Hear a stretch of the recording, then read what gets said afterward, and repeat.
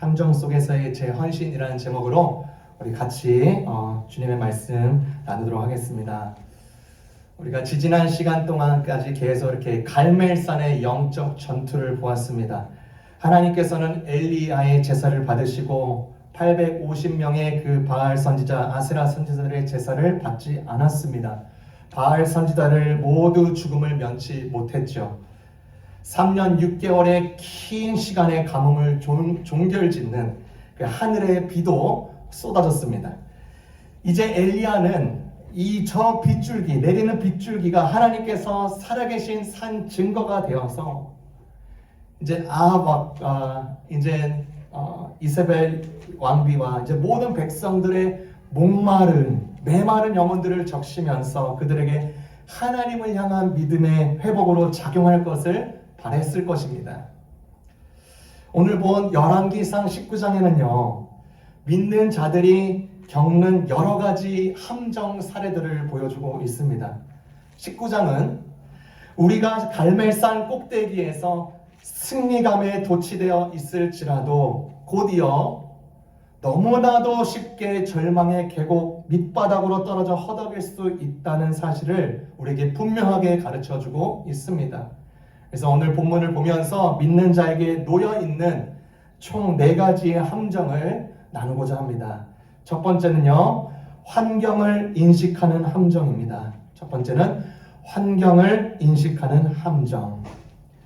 참패를 당해서 속이 뒤틀린 이 아합 왕은 그의 병거에 빨리 타고 갈멜산에서 그의 집인 평지 이스라엘로 내려갑니다. 이스라엘에 있는 그의 집까지는요, 그곳에서부터 34마일이에요. 집에 도착해서 아합 왕이 엘리야의 이야기를 그의 와이프 이세벨에게 나눕니다. 아합 왕은 자신과 자신의 권력 아래 있는 바알 선지자들이 무참하게 짓밟혔다는 사실을 꺼내놓기가 여간 쉽지가 않았을 것입니다. 그의 아내는 집요하게 물어봤겠죠. 엘리야의 행한 일과 그가 어떻게 모든 선지자들을 칼로 죽인 것을 이세벨 아내에게 털어놓습니다. 하늘의 비도, 하늘의 불의 이야기를 들었다면 참 하나님이 누구인지 분명해진 것입니다. 그렇죠? 그러나 이세벨 그 왕비는 여기서 포기하지 않습니다. 이세벨은 심부름꾼을 보내어서 엘리야에게 전달하고자 했습니다. 2절에서 3절이죠. 너가 선지자들을 죽였으니 나도 너를 죽이겠다. 내가 내일 이맘때까지 너를 죽이지 못하면 신들에게 모든 천벌을 달게 받겠다. 아니, 그보다도 더한 재앙을 받겠다. 사실 아합 왕이 굉장한 권력과 성공과 부귀와 경영을 가져다 준 그 왕인데 그 왕보다도 더 위에 있던 자가 있으니 누구냐? 그의 와이프 이세벨입니다. 이세벨은요, 그 일에 대해서 눈 하나 깜딱 안 하고 엘리야를 죽이라고 명령합니다.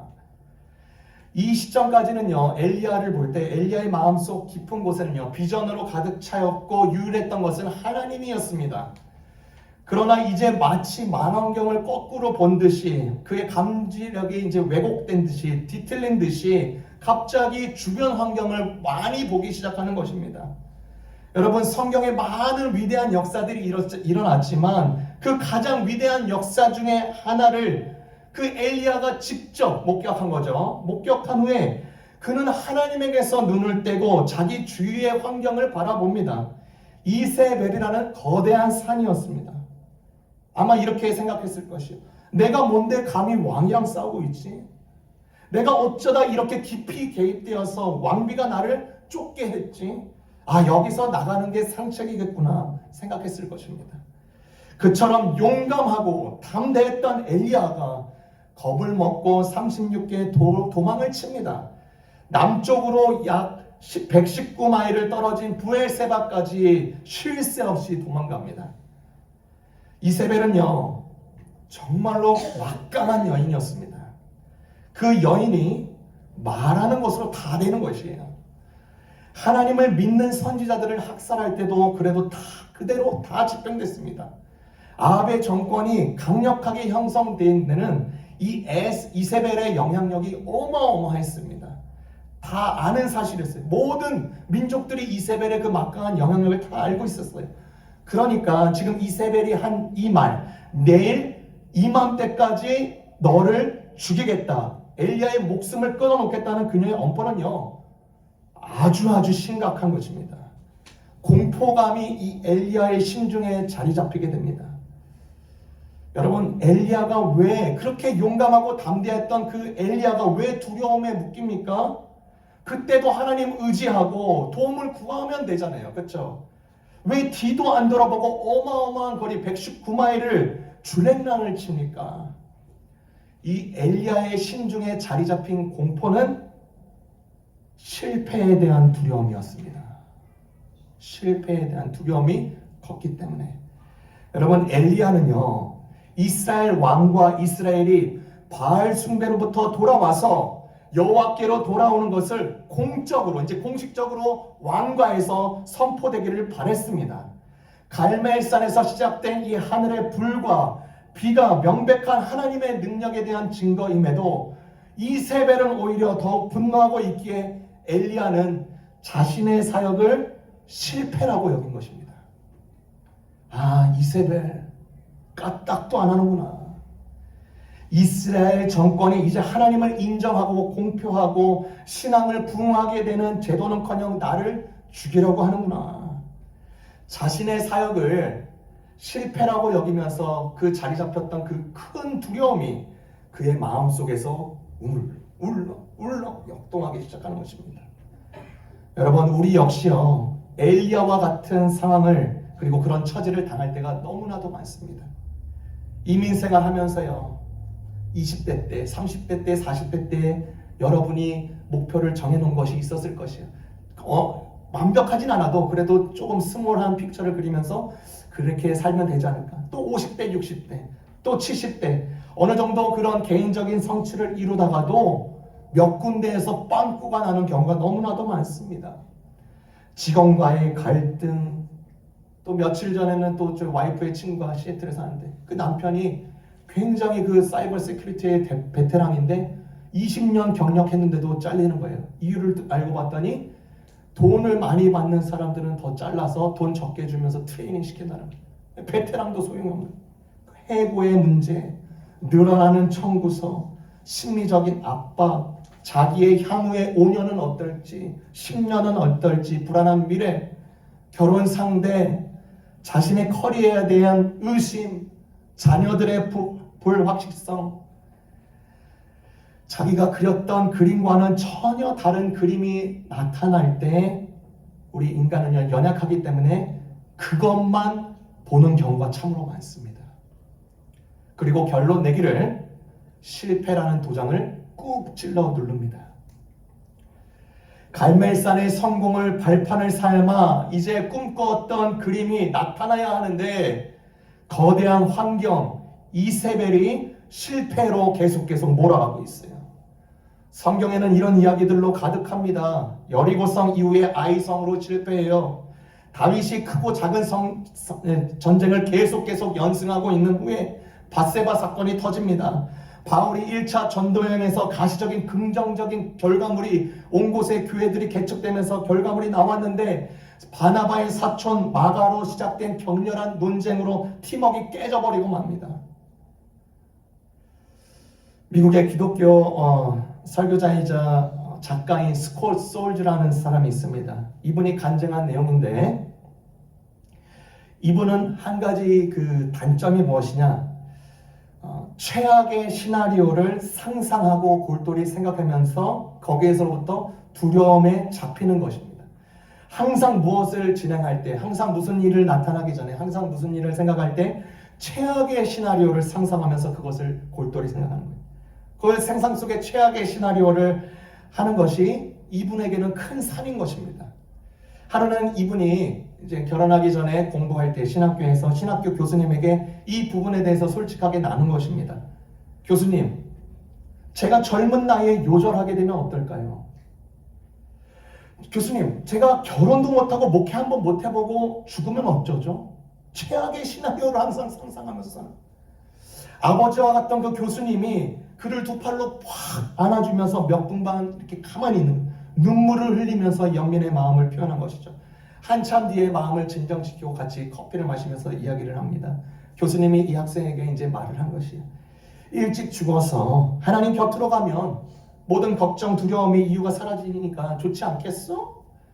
목회 현장에 발도 제대로 내딛지 못하고 죽어도 히브리서에 나오는 것처럼 말하는 구름이 둘러싼 허다한 증인의 무리에 속하게 되니까 좋지 않겠어? 그러면서 한마디를 덧붙여 주신 것입니다. 너가 사랑하는 사람들에 대한 최악의 환경을 상상하며 말할 수 없는 그 걱정과 두려움에 시달릴 때 계속 해야 할 일이 있어. 뭐냐면 바로 너의 말에 귀 기울이보다는 너의 자신을 향해서 말하는 것이야. 여러분, 우리가 바라보는 환경에 시선을 고정하면요, 정말로 그렇습니다. 그 환경이요, 우리에게 계속 말을 겁니다. 보이지 않는 말을 걸어요. 그러나 그런 거대한 산 같은 환경을 맞닥뜨릴 때 위협해주는 말과 마음을 채우기보다는 오히려 하나님이 하실 수 있는 일들에 대해서 가능성으로 말을 하고 마음을 채워야 되는 것입니다. 그 환경이 주는 말을 채우는 게 아니라 내가 말을 하는 것입니다. 여러분을 무너뜨리는 함정과도 같은 환경이 나타났을 때 고로 우리는 우리의 시선을 거기에 고정하지 말아야 됩니다. 그러면 계속 고정하다 보면 망하는 말을 나도 모르게 모르는 사이에 우리 자신에게 하고 있을 것을 발견하게 됩니다. 이렇게 하는 대신에 하나님께 시선을 고정해 둔다면, 하나님을 더욱더 생각한다면, 하나님의 계획 속의 신뢰함을 드러낸다면 어느새 나도 모르게 하나님의 언어가 나오고 이제 하나님이 일하실 수 있도록 내가 내 자리를 내어주실 수 있겠구나, 이런 담대함이 조금씩 일어나기 시작하는 것입니다. 두 번째입니다. 우리 믿는 자에게 다가오는 함정은 무엇인가? 어리석은 기도의 함정입니다. 어리석은 기도의 함정. 이세벨이라는 이 큰 산, 큰 환경의 함정에 빠진 엘리야는 부엘세바까지 도망가고 거기서 사환을 내벼두고 하룻길을 더 갑니다. 광야로 들어가요. 그리고 성경은 이렇게 말을 합니다. 19장 4절입니다. 자기는 하룻길을 더 여행하여 거친 들로 나갔다. 쌀이 나무 덤불이 있는 곳에 이르러 그 아래 앉은 그는 죽여달라고 기도하였다. 오 야훼여, 이제 다 끝났습니다. 저의 목숨을 거두어 주십시오. 선주들보다 나을 것 없는 못난 놈입니다. 기껏 피해서 하는 기도가 죽여달라고 기도합니다. 공동 번역에서는 이 부분을 이제 다 끝났습니다. NIV 영어 성경에서는요, I have had enough. 그리고 우리 개혁 개정에서는 넉넉하오니, 다 됐다는 것입니다. 그 뜻이 enough. 주님, enough. 여러분, 경상도 사투리로 하면 뭘까요? 제가 경상도 사투리는 모르지만 좀입니다. 알죠? 네. 좀 하지 마. 좀 너 짜증나. 그 뜻 아니죠? 네. 좀 넌 왜가 왜 이래? 좀 조용히 해. 좀 시끄러. 좀 가만히 못 있니? 이 좀에 다 포함되어 있잖아요. 그렇죠? 하나님 좀 이거 하는 거예요. 이런 뉘앙스로 생각해보면 쉬운 것 같아요. 엘리야는 자기의 커리어 조기 은퇴 선언을 하고 있어요. 그리고 본인의 목숨 조기 은퇴 요청을 하고 있습니다. 여호와에 대한 열심을 가진 신실한 종으로서 엘리야는 이스라엘의 회복을 위해서 열심히 달려왔고 바울과 싸웠지만 현재 자신은 쫓기는 신세고 타락한 이스라엘은 하나님의 은혜로 내려주시는 비로 인해서 그동안 마르고 갈라진 이스라엘 땅에 적셔졌음에도 불구하고 바알과 여호와 사이에서 머뭇거리면서 나누어진 이 배교의 영혼을 가진 백성을 이 놀라운 하늘의 비로 적실 수 없다라고 생각하니까 깊은 자괴감이 그의 자리 안에 잡히게 된 것입니다. 이것이 엘리야가 개인적으로 겪게 되는 딜레마였습니다. 그래서 그는 기도와 탄식과 함께 됐습니다 주님, 여기까지입니다. enough, 다 끝났어요. 저도 엘리야만큼은 아니더라도 이 어리석은 기도가 나오게 된 경위를 조금은 느낄 수 있는 경험을 가졌습니다. 목회를 하면서, 사역을 하면서 문제에 허덕이는 사람들 상담하고 기도하고 말씀으로 양육하고 해서 악한 영으로부터 자유하게 되고 성장해가는 그런 영혼들을 봤습니다. 그런데 놀랍게도 언제 그러냐는 듯이 개인의 편안을 위해서 속절없이 주님을 위해서 떠난 사례를 보았습니다. 오히려 예전보다 더 강팍해지고 완고해지고 아예 소통마저도 거절해버리고 아예 이제는 신은 없다라고까지 가버린 경우도 갑니다.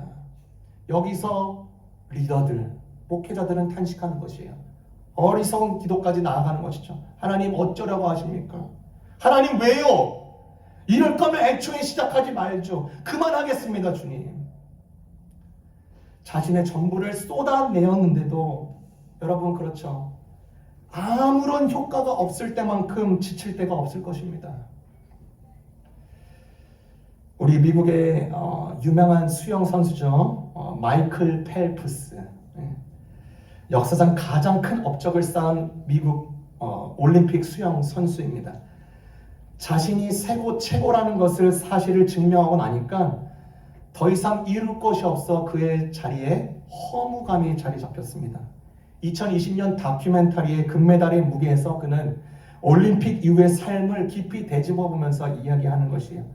모든 것을 이룬 뒤에 우울증을 경험한 사람은 펠프스 자신뿐만 아니라 많이 있다는 것입니다. 운동선수 가운데. 그러면서 그가 이렇게 덧붙여요. 뭘 해야 할지 모르는 상태에 빠진다. 무려 80%, 어쩌면 그 이상이 올림픽 이후에 우울증에 시달린다. 엘리야가 딱 이런 심정이었을 것입니다. 하늘의 불을 받습니다.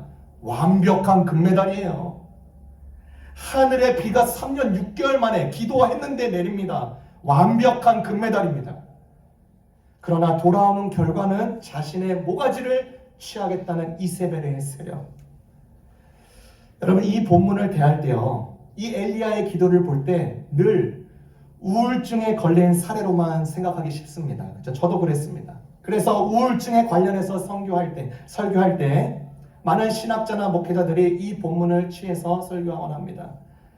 그런데 정확하게 이 말씀을 보면요, 정확하게 보면 혼동이 일어납니다. 어떠한 그런 틀이 깨지는 것이죠. 이 질문을 던져봐야 되는 것입니다. 엘리야가 정말 죽기를 원했을까? 아닙니다. 어떻게 알죠? 만약 그가 진작에 죽기를 원했으면 119마일 부엘세발까지 거리를 도망칠 이유가 없습니다. 그저 그의 몸뚱이를 이세벨이 머문 이스라엘로 찾아가서 바치면 저 왔습니다. 죽여주세요 라고 하면 너무나 깔끔해져요. 이세벨도 얼씨구나 줬구나 그래 금세 죽입니다. 엘리야는요 죽기 싫었습니다. 그러나 입술로는 죽고 싶다라고 말하고 있죠. 여러분, 진짜 죽음을 각오하고 죽는 사람은요 어찌 보면 대단한 것입니다. 인간은요 본래 죽기 싫어합니다. 제가 제 딸 이나 씨와 대화하면서 제 딸과 대화를 했어요. 제 딸이 물어봐요. 왜 사람이 죽어요? 왜 나이가 들면 죽나요? 대충 몇 살까지 살다가 죽어? 왜 죽어야 돼? 나는 그 퍼니시먼트 싫어. 예수님이 죽지 않았으면 우리는 어떻게 되는 거야? 여러분요, 어린아이들도 온전히 이해 못하더라도 죽기를 싫어합니다. 그래서요, 자살을 결심했던 자도 막상 끝판에 가서 죽기 싫어서 포기하는 사례들이 많아요. 그래서 주변에 죽고자 하는 사람들 있을 때 그 사람들에게 이런 말을 자주 권해주죠. 죽을 용기 있으면 그 용기 가지고 다시 일어나. 그 용기면 충분히 잘 살 수 있어. 그렇죠? 엘리야 죽기 싫었지만 죽고 싶다고 말하는 이유는 우리가 충분히 공감할 수 있습니다. 그의 기도 속에는요 진짜로 원하지 않는 것을 기도하고 있는 것이죠. 그것이 자신의 문제를 푸는 최선의 해결책인 것처럼 보였기 때문인 것입니다. 엘리야의 기도를 통해서 우리는 우리 자신의 연민에 빠져 있을 때만, 우리의 기도의 내용이 한심한 것이 될 수 있음을 우리에게 알려주고 있는 것입니다. 하나님이 보실 때 이 기도가 솔직해 보이지만 하나님의 입장에서 볼 때 어리석어 보이는 이 기도에 대해서 응답을 안 하십니다. 그렇죠? 응답 안 하십니다. 엘리야의 기도에 대해서 뭐라고 대꾸도 하지 않으십니다. 더 큰 희망과 사랑의 하나님임을 그에게 보여줄 것이고 또 우리 성도들, 우리 모두에게 보여주고 계시는 것이죠. 세 번째 함정입니다. 세 번째 함정. 나를 소홀히 하는 함정입니다. 나를 소홀히 하는 함정. 지금까지요, 엘리야가 이동한 경로를 보면요, 살인적인 코스를 다 거쳤습니다. 갈멜산에서 이스르엘까지 53마일, 이스라엘에서 부엘세바까지 119마일, 계속 달립니다. 계속 도망쳐요. 총 153마일. 이때 당시에 153마일은 비포장 도로였죠. 거의 10배, 20배의 거리를 뛰었다고 생각하면 됩니다. 풀코스 마라톤을요, 거의 6회 연속으로 뛴 거리입니다. 말이 안 되는 행동이에요. 그렇죠? 여러분, 마라토너가요, 숙지하고 있고, 그다음에 알고 있고, 그다음에 경기 후에 어떻게 그 몸 관리, 그 마라톤 42.19km를 뛰고 나서 어떻게 몸 관리해야 될지 다 이렇게 적용하는 방법이 이래요. 꼬린 지점이 지난 후에 바로 달리기를 멈추는 것은 금물입니다. 극도로 긍장했던 근육들이 천천히 평소 상태로 돌아올 수 있도록 낮은 강도로 걷거나 쿨다운을 해야 합니다. 부족한 수분과 영양소를 섭취하고 마사지해야 합니다. 일상생활로 돌아온 후에는 며칠간은 반드시 관리해야 합니다. 충분한 휴식인데도 최소한 일주일간은 7시간 이상 잠을 자야 합니다. 단백질과 탄수화물을 충분히 섭취해야 합니다. 지금 엘리야 마라톤을 6회 이상, 풀코스를 6회 이상 뛴대. 그런데 여러분, 엘리야가 무슨 마라톤 선수입니까? 그렇죠? 그 정도 이상 무리했습니다. 그리고 그가 죽여달라고 기도하고 뻗어버립니다. 여러분, 우리에게는요, 여러 가지 함정이 있는데 자신을 소홀히 여기도록 내버려두는 함정입니다. 엘리야는 오랜 시간 일했습니다. 극심한 스트레스, 고충을 겪었습니다. 뇌의 전원이 완전히 나가버리는 것입니다. 완전히 닳고 세잔해지고 고갈되었습니다. 낙심하고 축 처진 채 완전히 탈진되어 있는 것입니다. 여러분, 현대 사회를 많은 단어로 정의할 수 있는데 그중 하나는 탈진입니다. 탈진 사회, 피로 사회. 그래서 이런 제목으로 나온 책들도 많아요. 현대 사회를 대변하는 말이죠. 보스턴 글로브 잡지에서 자신의 환자들에게 유행하는 유행병이라는 글을 게재했습니다. 그 내용이 이래요. 많은 환자들에게 나타나는 병의 증상은 피로, 짜증, 불면증, 불안, 두통, 속쓰림, 몸무게 증가 등입니다. 혈액 검사나 엑스레이 검사에서는 아무런 이상이 나타나지 않지만 이 병을 감지하기는 쉽습니다. 그의 병명은 과도한 바쁨입니다. 정확한 진단이라고 생각해요. 과도한 바쁨으로 인해서 탈진하고 과도한 바쁨으로 인해서 잘못된 관계 결정할 때가 참으로 많습니다. 과도한 바쁨은 우리의 실생활에서도 그대로 나타나죠. UCLA 가족 일상연구소에서 32가정을 뽑아서 4년간 관찰한 연구를 발표했습니다. 이 가족들은 정해진 스케줄로 정신없이 바쁠 뿐 서로를 위해서 시간이나 정서적인 에너지를 쏟지 않는 것을 확인해요. 어느 그 한 가정을 연구 동영상을 딱 보여주면서 봤더니 퇴근 후에 침실로 들어가는 남자의 모습을 보여주고 아이들은 이미 잠들어 있습니다. 아내는 빨래를 개고 있어요. 입맞춤은커녕 인사도조차 하지 않습니다. 대신 부부는 조리대 위에 누가 음식을 남겨두었는지 놓고 아침에 시작했던 말싸움을 또 시작합니다. 다른 연구 동영상에는 한 엄마가 아침에 서둘러 출근 준비를 하고 준비가 끝난 대로 곧장 달려갈 기세인 것입니다. 고개 들어 단 한마디의 인사를 하지 않고 사라져버립니다. 다른 동영상에서는 한 서재의 아버지가 들어가요. 서재 안에는 그의 아들이 두 친구와 함께 게임을 하고 있습니다. 이 아버지는 아들의 머리를 쓰다듬지만 아들은 아무런 반응을 보이지 않습니다. 이 연구 결과를 보면요, 여유 시간에 있는 사람은 거의 없는 것이에요. 32가정 중에 아버지가 저녁에 자주 가족들과 산책을 나가는 가정은 단 한 가정이었다. 32가정 중에 5가정은 온 가정이 같은 곳에 머문 적이 단 한 번도 없습니다. 살인적인 스케줄에 쫓겨서 자기를 소홀히 하고 또 가족원까지 소홀히 하는 이 가족들은 서로를 위한 시간과 에너지가 완전히 바닥나 있는 것이죠. 우리의 모습이 아닌가 돌이켜보게 되는 것 같아요. 여러분, 우리 자신을요, 소홀히 여겨서는 안 됩니다. 탈진 상태까지 가는 게 여러분의 열심을 보여주는 훈장이 아닌 것입니다. 신앙생활에도 마찬가지예요. 예수님을 향한 헌신을 생각할 때 자신을 진이 빠지게 만들어서 얻는 면허증이 아닌 것입니다. 휴식을 취하는 것이 더군다나 헌신이 부족하다는 표시가 절대로 아니다는 것입니다. 잠을 충분히 자야 합니다. 여러분의 뇌도요, 적절하게 쉬어야 합니다. 산책을 나가면요, 뇌가 청소가 돼요. 요즘 제가 말씀드린 레몬수를 자주 마십니다. 몸 안에 독소를 다 빼드는 것이죠. 레몬수를 자주 마시니까 몸도 가벼워진 것 같고 머리 띵한 부분도 다 이렇게 사라지는 거예요. 절대로 여러분의 몸이 탈진되거나 피로한 상태에서는 중요한 결정과 선택을 하지 말아야 됩니다. 그거를 철칙으로 삼으세요. 내 몸 컨디션이 안 좋고 탈진돼 있고 필요한 상태, 어떤 중요한 미팅, 중요한 결정, 중요한 선택이 앞두고 있다. 절대로 하지 말아야 됩니다. 그렇지 않으면 많은 부분에서 실수합니다. 엘리야가 어리석은 기도를 하고 나서 탈진해서 잠이 들었습니다. 하나님은요, 마라토너 관리법을 그대로 엘리야에게 해 주십니다. 5절, 6절입니다. 로뎀나무 아래에 누워 있더니 천사가 그를 어루만지며 그에게 일어나서 먹으라 하는지라. 본즉 머리맡에 숯불에 구운 떡과 한 병 물이 있더라. 이에 먹고 마시고 다시 누웠더니.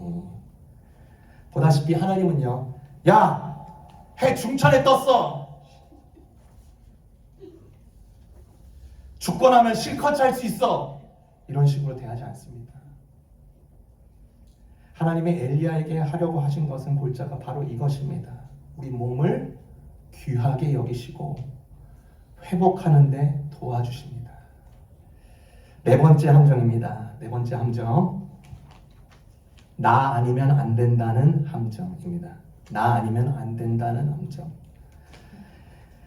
엘리야가 2번에 걸쳐 하나님께서 제공해 주신 에너지 드링크, 에너지 떡을 먹었습니다. 먹고 자고 먹고 잤습니다.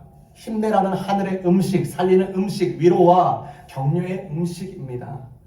음식을 먹고 몸을 회복한 뒤에 엘리야는 하나님의 산 호렙 산으로, 모세가 떨기나무 가운데 하나님의 임재를 보았던 그 산으로 이동합니다. 가는 길에 동굴에서 쉬고 있었습니다. 그때 이제 하나님의 음성이 들리는 거예요.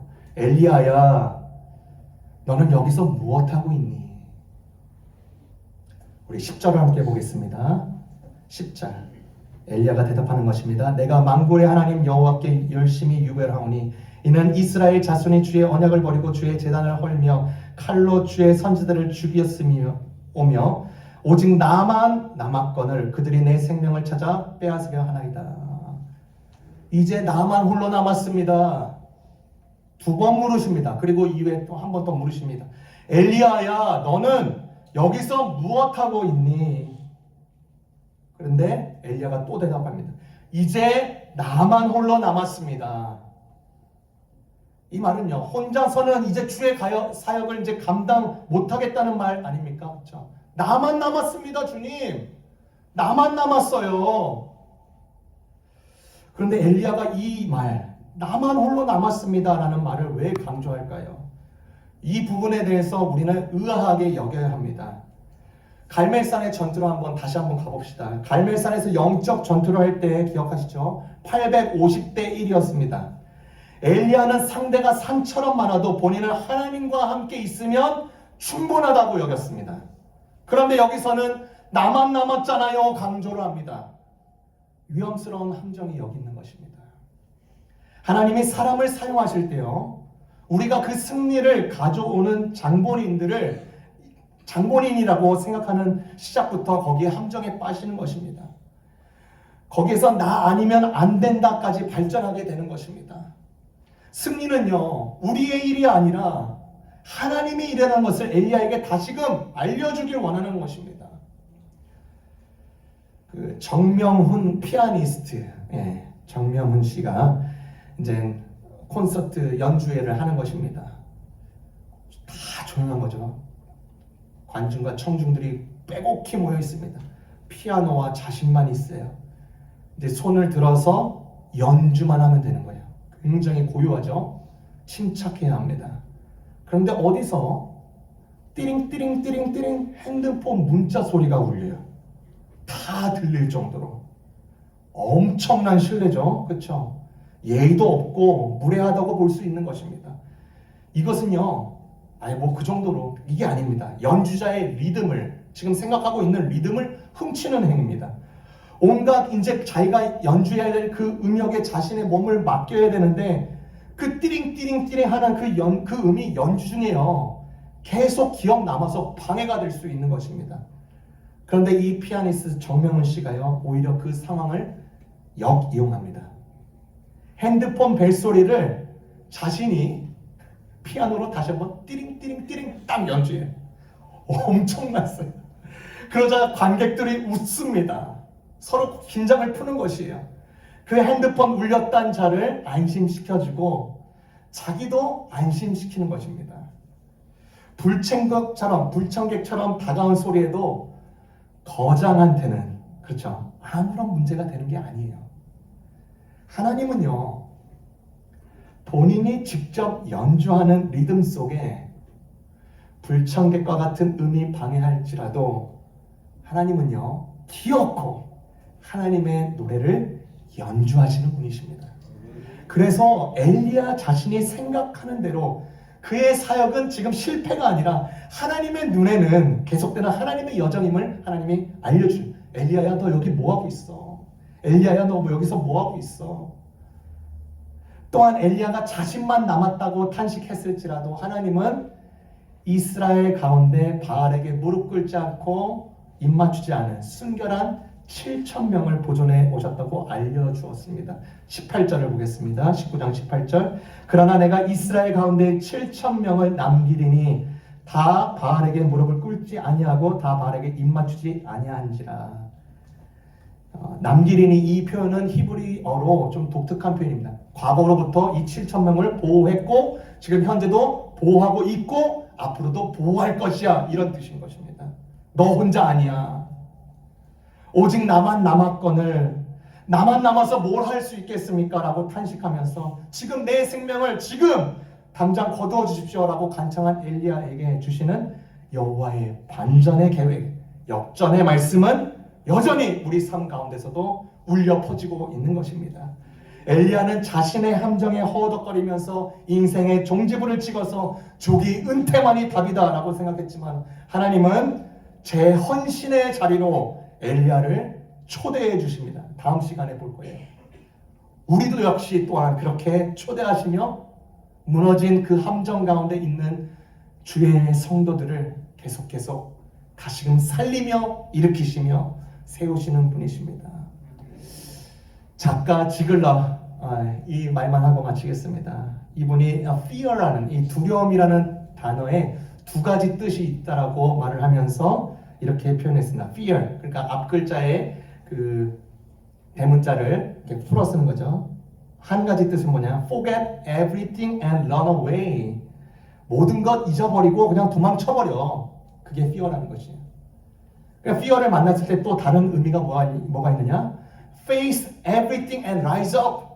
모든 것을 직면하고 다시 일어나. 그것이 fear라는 것이에요. 여러분, fear를 당할 때, 여러분 함정을 당할 때 여러분 어느 것 선택하시겠습니까? 도망치시겠습니까?